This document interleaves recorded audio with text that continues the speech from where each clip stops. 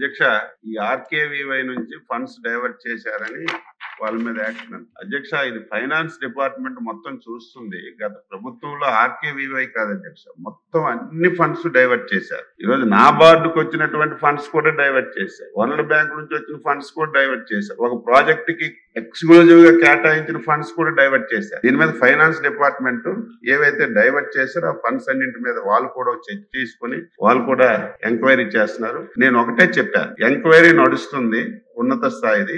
అది వచ్చిన తర్వాత దానివల్ల సాటిస్ఫాక్షన్ కాకపోతే ఇప్పుడు ఏవైతే సభ్యులు చెప్పారో ఏ ఎంక్వైరీ చేయడానికి ఇబ్బంది లేదు, ఒకటి నడుస్తుంది. కాబట్టి ప్రిలిమినరీగా మనకు రిపోర్ట్ వచ్చింది. ఫైనల్ రిపోర్ట్ వచ్చిన తర్వాత ఒకవేళ సాటిస్ఫాక్షన్ కాకపోతే ఇంకా ఉన్నత స్థాయి దర్యాప్తు చేసైనా సరే గతంలో ఎవరు తప్పు చేశారో తప్పు చేసిన వ్యక్తుల్ని వదిలే ప్రశ్నే లేదు.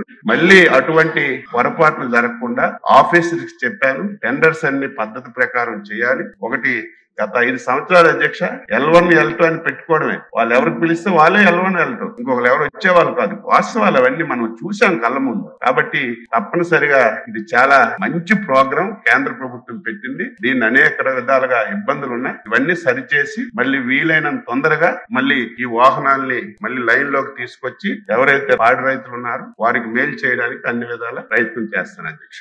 అప్పుల విషయంలో మాత్రం చాలా బ్రహ్మాండంగా ఈ శాసనసభ సమావేశాల్లో దొరికిపోయారు. చంద్రబాబు నాయుడు గారు అధికారంలోకి రాగానే ఏమన్నాడంటే జూలై 10వ తారీఖున ముఖ్యమంత్రి గారు ఒక రివ్యూ చేశాడు. రివ్యూ చేసినప్పుడు 14 లక్షల కోట్ల అప్పులు ఉన్నాయి ఈ రాష్ట్రంలో అని నీతి ఇచ్చాడు. వారికి ఉన్నటువంటి ఎల్లో మీడియా, ఆంధ్రజ్యోతి, ఈనాడు 14 లక్షల కోట్ల రూపాయలు అప్పులు చేశాడు జగన్మోహన్ రెడ్డి గారు. ఈ రాష్ట్రాన్ని సర్వనాశనం చేశాడు, అప్పులు చేసేశాడు, ఇక మేమేం చేయడానికి వీల్లేనటువంటి పరిస్థితి చేశాడని ముందు ఆ రకమైన ప్రచారం చేశారు. మళ్ళా ఇదే వాస్తవాల్లోకి వచ్చినప్పుడు చంద్రబాబు నాయుడు గారే మళ్ళా ఏం చెప్తాడంటే ఒకానొక సందర్భంలో జూలై 22న గవర్నర్ ప్రసంగం జరిగింది ఈ శాసనసభ సమావేశాలకు ముందు. దానిలో గవర్నర్ చేత 10 లక్షల కోట్లని చెప్పించారు. అంటే 14 లక్షల కోట్లని ముందు ప్రచారం చేశారు ఈనాడు, ఆంధ్రజ్యోతిలో. మళ్ళా శాసనసభలో ఉభయ సభల్లోనూ గవర్నర్ ప్రసంగించేటప్పుడు మాత్రం దాన్ని 10 లక్షలకు కుదించేటటువంటి కార్యక్రమం చేశారు. మళ్ళీ ఇది అయిపోయింది 4 రోజులకే, మళ్ళీ ఎక్కువ కూడా లేదు. 22న గవర్నర్ ప్రసంగం అయిపోయింది. మళ్ళీ 4 రోజుల తర్వాత 26వ తారీఖున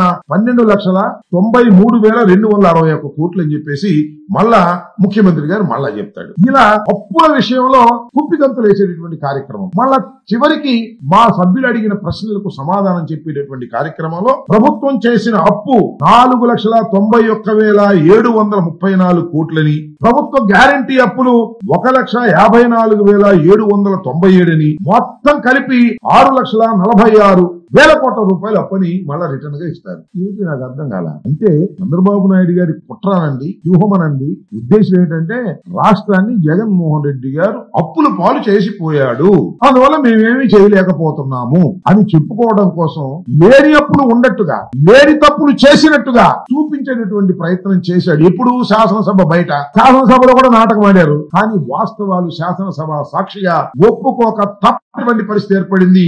ఇలాంటి దుర్మార్గమైనటువంటి తెలివితేటలు చంద్రబాబు నాయుడు గారు ఉపయోగించేటటువంటి కార్యక్రమం చేసినటువంటి వైనాన్ని ఈ శాసనసభ సమావేశాల్లో, శాసన మండలి సమావేశాల్లో చాలా క్లియర్ గా అర్థమైపోయిందని ఈ సందర్భంగా నేను చెప్పదలుచుకున్నాను.